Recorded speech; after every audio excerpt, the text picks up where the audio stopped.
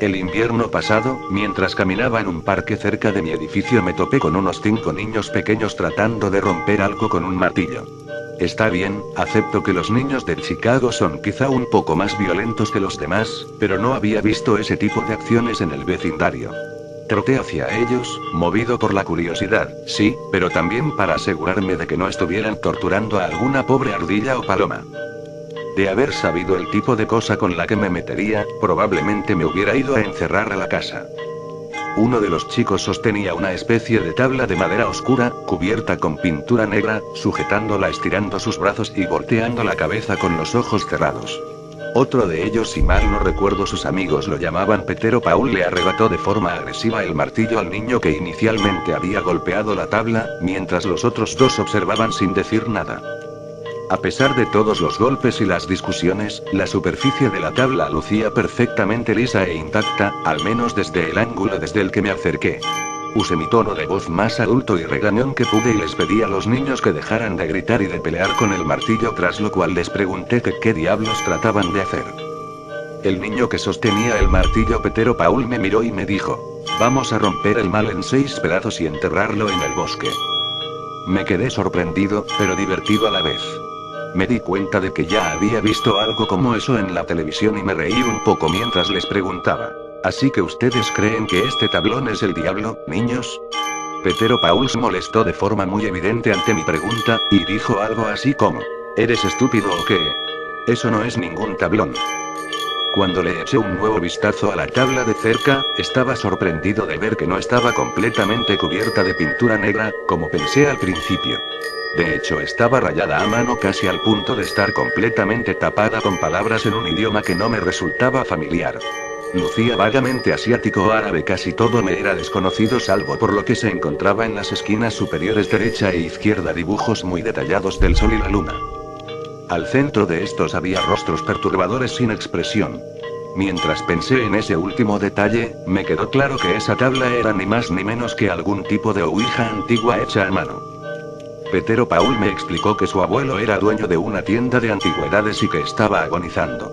Le había pedido a su hija, la madre del niño, que sacara la tabla de la caja fuerte de la tienda, que la partiera en 6 y que se deshiciera de ella inmediatamente, enterrando cada pieza en el bosque a no menos de 1,5 kilómetros de distancia entre cada una. El anciano nunca dijo por qué debía hacerse eso, pero se refería a la tabla como el mal de madera. Cuando la mujer se rehusó, pensando, como cualquier persona racional, en lo ridículo que sería hacer eso, el abuelo se los encomendó al niño y a sus amigos, dándoles la llave de la tienda y la combinación de la caja. Recuerdo que el chico me dijo que estaba decepcionado, pues él siempre creyó que la caja fuerte contenía algún antiguo tesoro pirata. Una vez que sacaron la tabla de donde estaba guardada, los niños tuvieron que enfrentar 2 problemas. En primer lugar, la tabla era dura como la piedra y la decisión sobre la mejor forma de romperla se había transformado en una gran discusión ahora que el martillo había fallado. Por otro lado, los bosques en Chicago son pocos y los bosques lo suficientemente grandes como para enterrar cosas con la distancia requerida eran aún más escasos. A pesar de creer que probablemente meterme en los asuntos de un grupo de niños y sus problemas familiares que involucraban un martillo y un pedazo de madera no era la buena idea, decidí que la mejor opción era romper esa cosa yo mismo y asegurarme de que los niños no se lastimaran para así poder seguir mi camino. Sin embargo, eso resultó ser extremadamente difícil. Recuerdo que pensé que la tabla seguramente estaba reforzada con algún recubrimiento de acero o algo.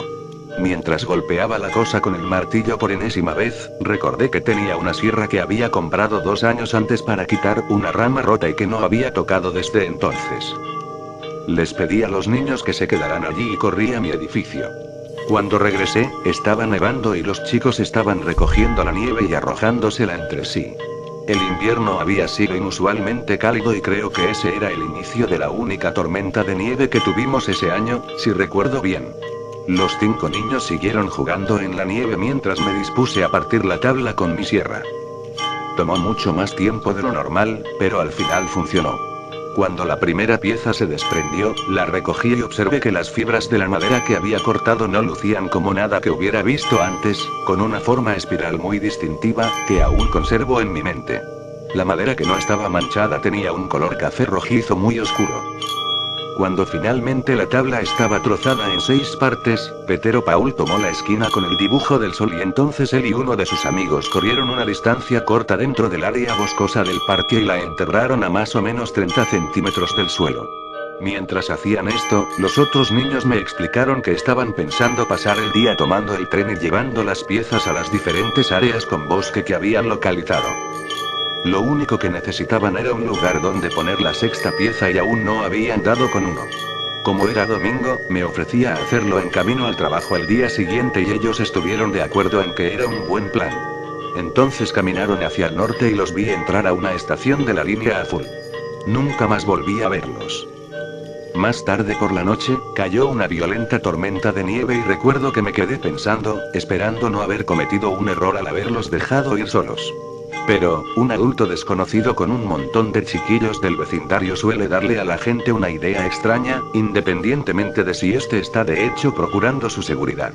Me quedé con la esperanza de que ellos hubieran terminado su labor antes de que la tormenta comenzara. La esquina de la tabla, con la que me había quedado, era aquella con la luna pintada, sin expresión. Había, de hecho, planeado enterrarla, lo juro, pero todo el lugar quedó cubierto de nieve a la mañana siguiente y el pedazo de madera terminó en el cajón de mi buró.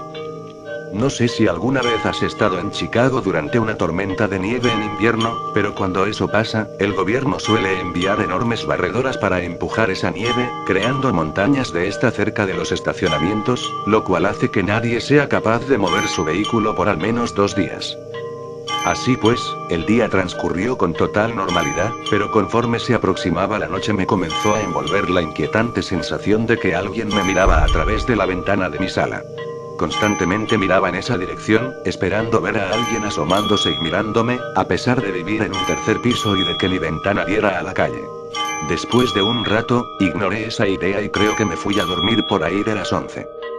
Alrededor de la 1, me desperté al escuchar el sonido de una máquina encendiéndose ruidosamente y asumí que era la calefacción, que tal vez se había sobrecalentado debido a la tormenta. Me levanté y puse mi oreja cerca de la ventila, pero el sonido no provenía de ahí. Caminé a la sala para revisar el termostato e inmediatamente se me pusieron los pelos de punta y mi cuerpo se puso alerta. El sonido venía de la dirección de la ventana de esa habitación. Cuando volteé, miré la fantasmagórica imagen de una cara blanca con una gran boca y agujeros negros como ojos del otro lado del vidrio. Rápidamente encendí la luz y la cara desapareció.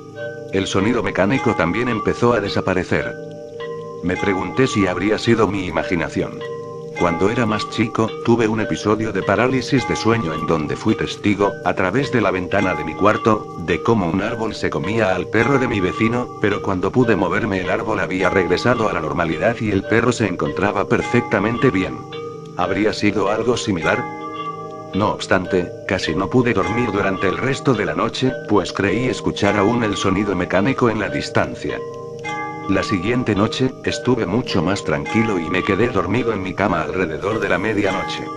Desperté de nuevo, aterrorizado, por aquel zumbido mecánico de la noche anterior, que se escuchaba aún más fuerte.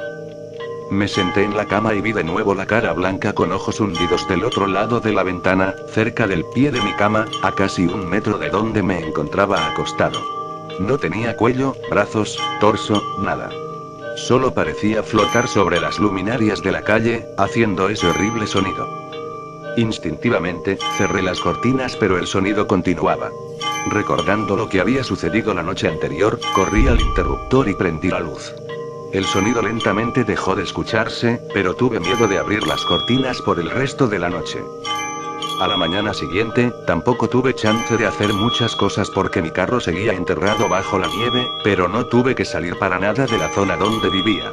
Estaba seguro que la cara iba a volver a aparecer, así que de alguna forma me preparé para eso. Me dirigí a una tienda de deportes del vecindario y compré una caja de municiones para una pistola 22 que no había usado en años. No era mucho, pero era mejor que nada. También compré algunas pastillas de cafeína y una bolsa de café. Antes de que anocheciera, decidí armar un improvisado campamento en mi sala, con la pistola y la cafetera a un lado. Me tomé una de las pastillas que compré y puse a funcionar una grabadora de audio que a veces utilizaba para trabajar. No tenía cámara de vídeo y la función de grabar vídeo de mi celular no funcionaba, así que lo mejor que podía hacer era tratar de tomar algunas fotos en la oscuridad con el teléfono en caso de que la cara volviera a aparecer. Eso volvió a mostrarse alrededor de las 3 de la mañana. El efecto de la cafeína estaba comenzando a desaparecer cuando escuché el zumbido aproximándose desde la distancia. Agarré la pistola con una mano y el celular con la otra, pero la cara no apareció en la ventana. Comencé a preguntarme si estaría afuera de la ventana de mi habitación, y mientras me moví en la oscuridad hacia la puerta del cuarto, el sonido se hizo más intenso. Sin embargo, cuando entré allí la puerta se azotó y cerró detrás de mí y escuché vidrios romperse en la sala. De pronto, el departamento se inundó con los sonidos de cosas quebrándose, siendo aplastadas y desgarradas. El zumbido mecánico era ensordecedor y cubrí uno de mis oídos y volteé mientras apretaba la manija de la puerta, pero esta no se abría, como si la puerta hubiera sido sellada. Después de unos 30 segundos, le di un par de patadas para abrirla. Inmediatamente, los golpes y los azotes cesaron, pero el cuarto en sí había quedado hecho pedazos. Cuando miré a través de la ventana rota, vi la cara una última vez, mirándome fijamente desde el otro lado de mis persianas venecianas rotas. La cosa abrió la boca, enseñando una profunda caverna oscura, cuya visión no quisiera volver a ver, y el sonido se hizo más y más fuerte mientras pude tomar una sola fotografía con mi cámara antes de que el flash se echara a perder. En un instante, el rostro se había ido. Todo lo que tengo para probar mi historia es una sola foto borrosa y el audio tomado con mi grabadora durante esos últimos minutos.